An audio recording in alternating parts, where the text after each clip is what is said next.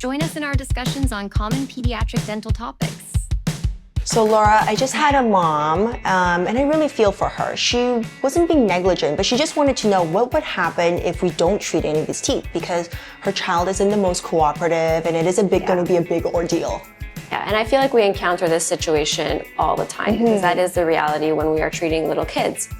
What I always tell our patients or their parents is that a few things can happen if we don't treat the cavities. So first would be these cavities can grow, they can get bigger, and if they do, they can cause pain. Pain can lead to difficulty eating and drinking. It can affect their day-to-day routine, especially if we have kiddos that are in school. It can affect their ability to concentrate at school if their mouth is hurting. That pain can progress and it can become an infection, and then those teeth may no longer be savable. And what happens in those cases, as you know really well too, Yili, is we have to sometimes remove these teeth a little earlier than we've planned. And in those cases, sometimes we end up with space loss, where teeth are trying to shift together to fill in the hole that's there now.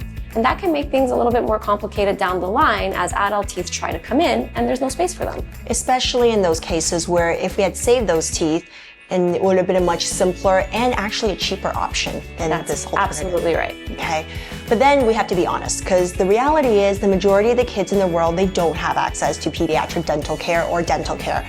And So true. most of them are fine, even when they get their permanent teeth. So it's really, we have to be honest and know that yes, all these things can happen when you have an untreated cavity. However, there is also a chance that the cavity grow really, really slow or nothing really happens and the cavity stays there.